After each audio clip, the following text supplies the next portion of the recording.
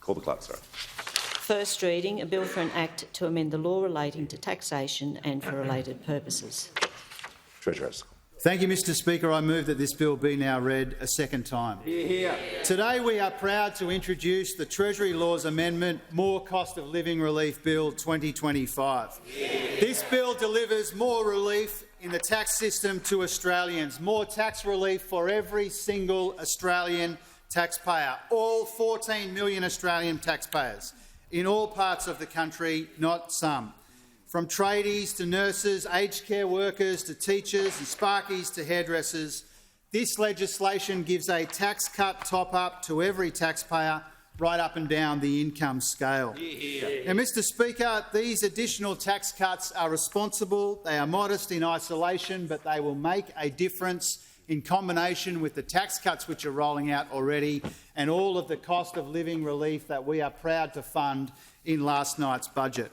This bill amends the Income Tax Rates Act 1986 to cut the first marginal tax rate from 16% to 14% over 2 years starting from July 2026. These changes will take the tax rate down, the first tax rate down to its lowest level in more than half a century.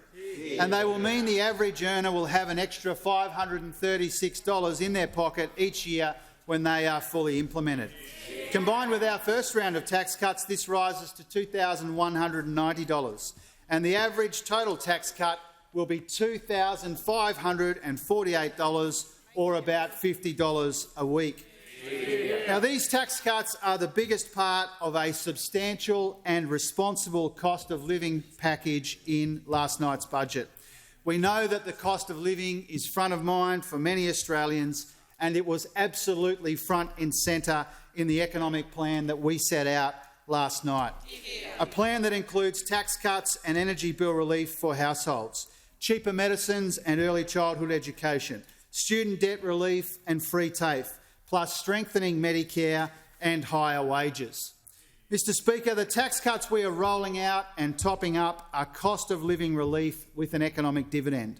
They return bracket creep, they boost workforce participation, and they incentivise people to take up that extra shift, which could push up hours worked in our economy by 1.3 million hours, mostly driven by women's workforce participation.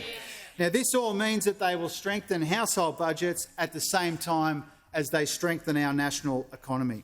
We've also designed to ensure our fiscal settings are consistent with inflation remaining sustainably in the Reserve Bank's target band. Now, Speaker, as part of this legislation, we will also increase the Medicare levy low-income thresholds, and this is a bit more tax relief for more than 1 million Australians as well.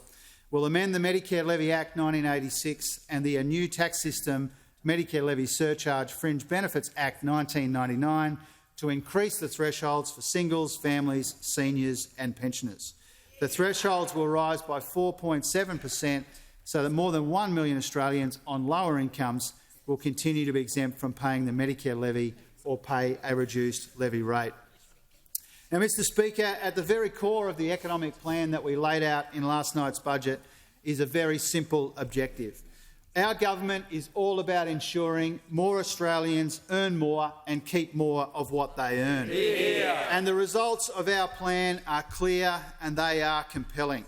In the 5 quarters before our first budget, real wages fell in annual terms. They have now grown for the last 5 consecutive quarters, and real incomes per capita are growing now as well. Now, this is a direct consequence of our plan to get inflation down, wages up and tax cuts flowing in our economy. Speaker, this legislation is another important step in implementing that plan. It's about giving extra help to Australians doing it tough. It's about providing cost of living relief in a responsible way that strengthens the economy at the same time. And it's about making sure that all taxpayers see the benefits and not just some. Now, Mr Speaker, to stand in the way of this legislation is to vote for higher taxes on Australian workers. To vote against this legislation would be to stand in the way of more hard-earned money staying in the pockets of every hard-working Australian. To vote against this legislation would be to stand against more cost of living relief that Australians need and deserve, Mr Speaker. Now, this is what those opposite are proposing, with the Shadow Treasurer's brain snapped last night when he said that he would oppose more tax cuts for every Australian taxpayer, Mr Speaker. That was the brain explosion that came out of the opposition lockup last night when the Shadow Treasurer decided, after bleating about lower taxes in the lead-up to the budget, when this government is delivering it, they say that they're against it, Mr Speaker. Is it any wonder that those opposite are forming an orderly queue to say the Shadow Treasurer is not up to the job of being the Treasurer of this country, Mr Speaker? There is no consistency and no clarity in the Coalition's policy positions except for this: their commitment to cut cost of living help for Australians, Mr Speaker. Those opposite want to cut everything except for income taxes. That's their position, Mr Speaker. They have consistently opposed the government's cost of living relief over the last 3 years, Mr Speaker. If they had their way, Australians would be thousands of dollars worse off already, and they now made it clear that Australians will be worse off still if they win the next election, Mr Speaker.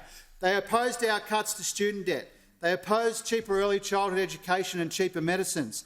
They opposed the first 2 rounds of our energy bill rebates. They opposed more homes for Australians and more urgent care clinics, if you can believe it, Mr Speaker.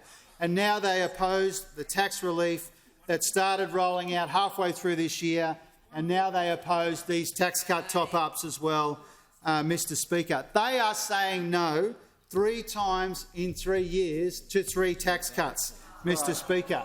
And this makes the choice at the election abundantly clear. The Shadow Treasurer's brain explosion last night opposing these tax cuts now makes the choice at this election absolutely crystal clear. A Labor government under this Prime Minister cutting income taxes for Australian workers and helping with the cost of living, or those opposite and an opposition leader with a secret agenda for cuts which will make Australians worse off. That is the choice at the election, Mr Speaker. On this side of the House, we proudly stand for lower taxes for Australian workers. We are for Australians earning more and keeping more of what they earn. And we are for doing everything that we responsibly can to help Australians under pressure. That's what the budget was all about last night. That's what this legislation does, and that's why we are proud to introduce it to the House.